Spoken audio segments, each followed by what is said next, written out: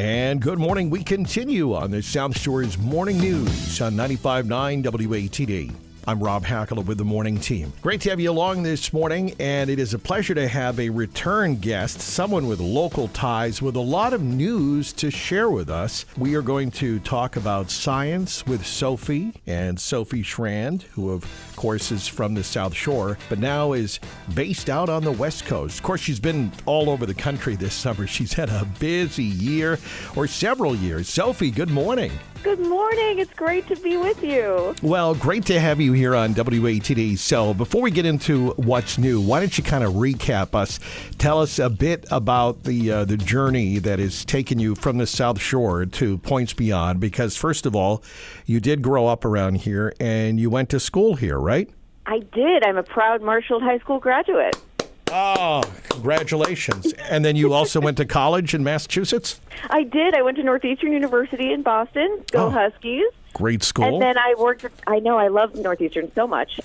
Big influence in my life. And then I worked at the Museum of Science in Boston as well. Oh, wow. Okay. Well, I can see now where we're going here. Museum of Science, you work there. You got to love science. And so Science with Sophie, when did you get the idea to create the show? Because I know you did... You also studied with a comedy and performing background, right, to kind of bring science to the masses in a fun way, right? Yes, I studied behavioral neuroscience and theater. I actually had a degree in each at Northeastern at the same time because Wow. I was so enamored with this idea that science and theater are really compatible and that we're looking at the same kind of ideas of, like, what does it mean to be a human and to be a human on the planet and then relationship with each other, we're kind of asking the same questions. So it's also a great technique for education to use theater and to use comedy. So when I was at the Museum of Science in Boston, I started to think about this idea of a show. And this is kind of before, I guess it was the beginning of YouTube, but I wasn't a YouTuber. I wasn't even in TV. I came from a theater background. But I was thinking about what it would be like to do more science on screen to get more people excited about it and curious about exploring their own lives, whether they could come to the Museum of Science or not. And that transformed over a couple of years into a bigger idea. I moved to Chicago. I was at the Second City, which is a big comedy theater out there. And I was working at the Museum of Science and Industry, which is the largest science center in the Western Hemisphere. And I taught 25,000 students while I was there in grades 3 through 12 as they were coming through the museum and learning a lot about what it means to do education effectively, as well as the science that I loved so much. And I really had found that I came most alive when I was telling people about the science that we were doing when I worked in labs and things. So combining all of that into Science with Sophie, which was my first show that I created to make science comedy for girls and everyone. So really getting more women and girls doing science on screen and represented in a way that feels inviting for everybody, because everyone benefits from scientific curiosity. Yeah, we certainly do. We've been curious since, I guess, the first moment we could become curious. And I love how you talk about sharing, because isn't it so fun to talk with people about a topic that you're passionate about, and especially when people are excited to hear said topic, right? Absolutely. It's one of the most rewarding things to see a light bulb moment in someone else. Yeah. You know what I mean? Like, even if it's a topic that people might not think they're interested in, that's actually one of my favorite things to dive into and tackle with someone, is making science relevant to your daily life, because science is everywhere, whether we realize it or not. So I get so many people that I talk with who say, I'm not a science person, I'm not good at math. And I'm like, let's get into it, because I bet you are. And there is science that you are doing without even realizing that you're thinking like a scientist, thinking critically, solving problems like an engineer. And if we all can use that mindset in life, I mean, gosh, I think the world will look real different. No, I really do. Yeah, I mean, it's amazing. Well, so congratulations on the show. And Science with Sophie, of course, you can find out more, sciencewithsophie.com. There's a website, all kinds of social media. And the reason we wanted to have you back is to kind of bring us up to date on what an amazing year it's been, and a little bit longer than that, to kind of get you up to date, at least tell your local South Shore peeps what's been going on. Oh, my gosh, we have had quite a moment going on. I'm so excited to share it with you, because this has been a long journey. I've been making Science with Sophie since 2016. So we're coming up on our 10-year anniversary. Oh, my gosh. I know. I didn't realize it had been already Fine. 10 years. Okay, wow. I know. It's a sobering thought to realize how quickly time is passing in this universe we live in. But we have done a lot in that 10 years. We've been really busy. So we now reach 2 million families with Science with Sophie across the world. We have viewers on every continent. And that's been completely independent the whole time. So I'm really, really proud of that. We've never had like big studio support or anything. It's been pretty grassroots, and I've been building the company as a science educator, TV host, and entrepreneur the whole time. So that is the state of the union with Science with Sophie. And then this year, quite a few things have happened. So the first one is that all of these years of work have been recognized with the Obama Presidential Center. So I am an Obama Presidential Center featured changemaker, and that means my story is inside the museum. So I got to go and see a sneak peek of it as part of this Imagine Your Impact exhibit inside the museum that encourages people to think about their own communities and how they can make change where they are. Wow, that's pretty incredible. Yeah, for those that follow you on social media, they can see kind of that moment, which, again, I can't imagine what that's like for you as an individual, but you're there, and, you can see what it's like, but it's you. There's real Sophie, and then you see the exhibit, and your name is there. And so, yeah, I heard you were in Chicagoland. It was all like hush-hush, though, right?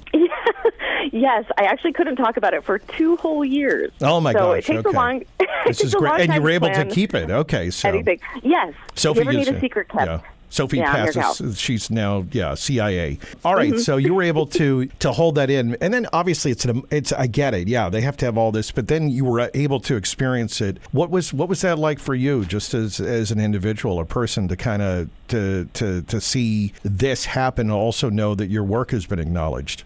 It was so surreal. Humbling doesn't quite feel like the right word to describe it, because I'm very proud of what I've done and what I've accomplished, and I know we've reached a lot of people. So it's really validating to see that recognized in this space that is such an iconic and meaningful space, and to be included amongst other change makers in that space who are globally making a difference. Really was a reminder of why I do this work. So it felt really, really great, and I'm still processing it, because we have so much to do, and there's so much more work to do, and that's the next thing I'll tell you about is what's going on the horizon. And so very quickly, I think for us who are socially driven entrepreneurs, social mission entrepreneurs, there's always the next thing to do. And so I very quickly had to go on to the next task and the next project. So being able to take a second and see sort of the culmination of some of this work on screen for other people to hopefully be inspired by, trying to take that moment and feel how special that is. Yeah, and so you've created a production company, and also there's something on PBS, right? So tell us about those things. Yes. So the production company is an evolution of this work. Cool Jacket Productions is the name of my company. And I started it because we were making Science with Sophie on our own. We were making it in-house, so to speak. And then the pandemic happened, and I was making it literally in my house. And that was really hard. And we won a Telly Award for it. It was really validating also. We were able to help a lot of people who were stuck at home. And then more people started reaching out to me and saying, hey, can you help us make what we want to make? And it got to the point where I realized we need to expand, and we can grow our work, and I can grow my impact in that way, not just with my show, but with other shows and other shows that we can help other people make, which is something I'd wanted to do anyway. So the timing came about. I created Cool Jacket Productions, which is a production company that finds joyful solutions to serious problems. Oh, wow. And that's our ethos, is like finding fun ways to tackle big topics. So science, obviously, big topics.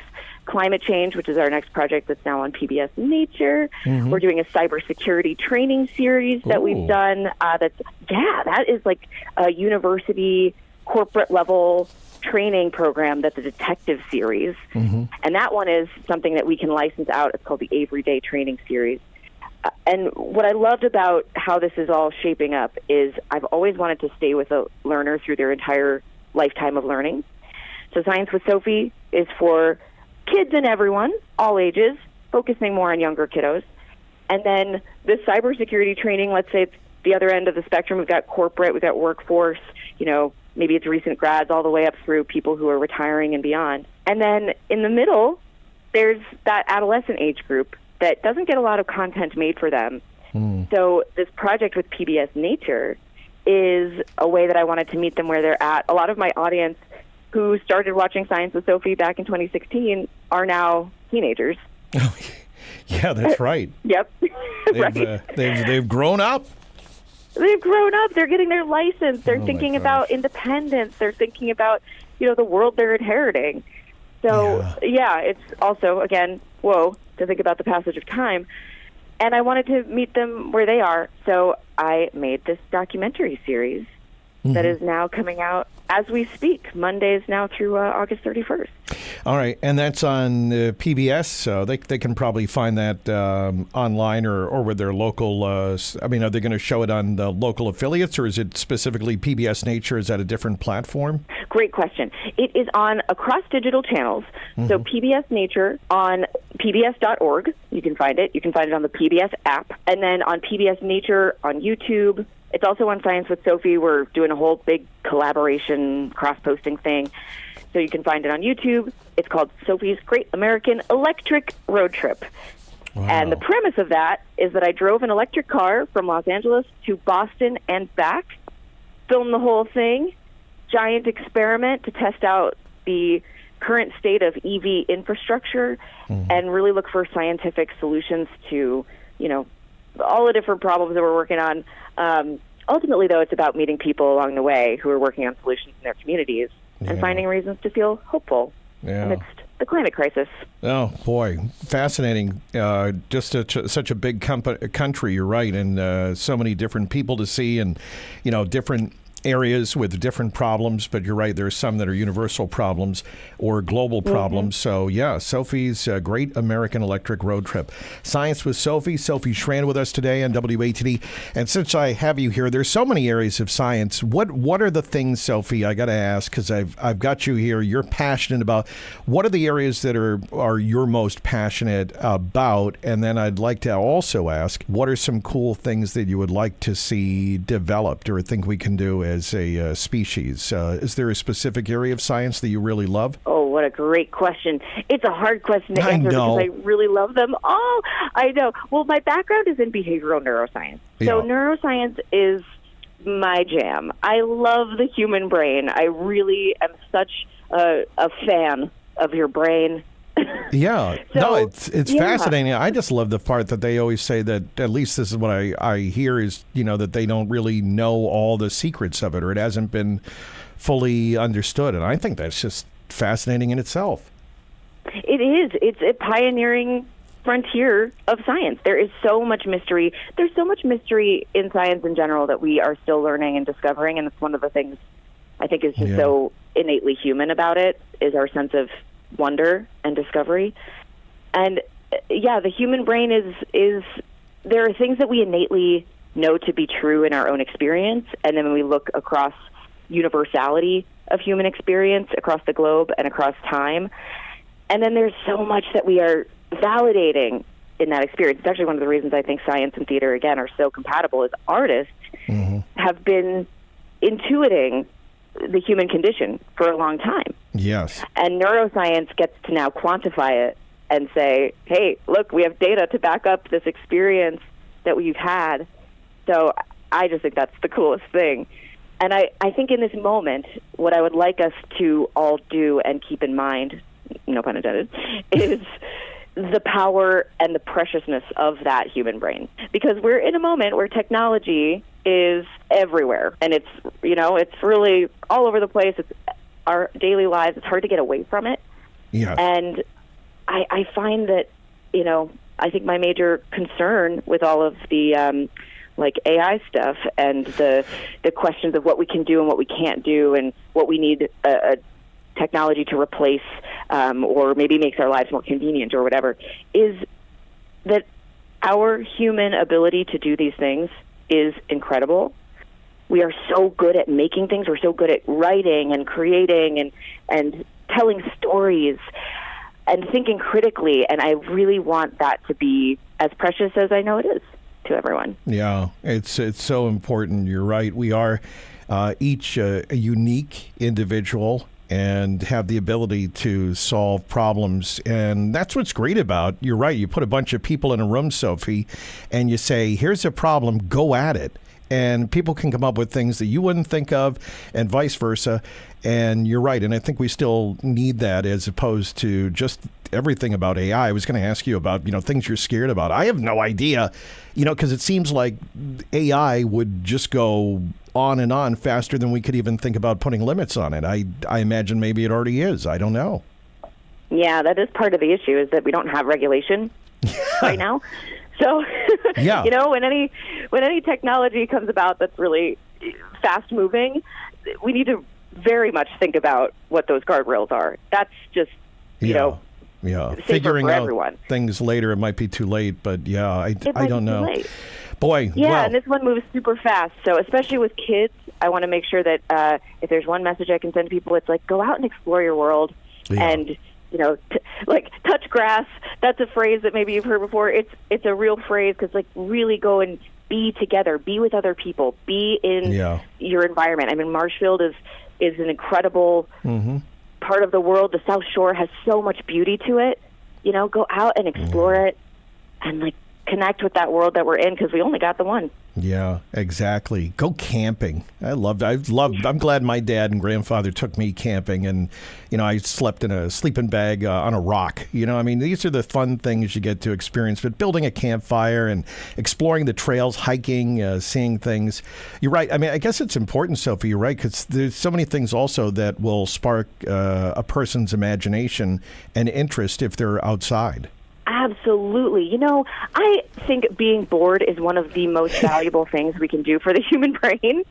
And when you go outside, not that outside's boring, but if it takes you off your phone, and we're so used to scrolling and having our days just really filled with information, too much for our brains to process in time, I think there is such value in slowing down, getting outside, breathe that fresh air, sleep on a rock, maybe be a little uncomfortable, and see what that sparks in your own creativity. Good stuff. Science with Sophie has been a great conversation to have Sophie Shrand back on the South Shore Zone. She's now based out in California and traveling around the country, as we heard, in great projects. So, Sophie, is the best way for people to connect with you and to find out. There's sciencewithsophie.com and on social media as well? Absolutely. Yep. Science with Sophie on Instagram. We'll be posting lots of different teasers and fun clips from the show, from the Great American Electric Road Trip, and we're on YouTube, Science with Sophie. All right. Great stuff. Sophie Shrand with us today. Science with Sophie on WATD. Thank you, Sophie. Thank you so much for having me. What a pleasure. Find some science today.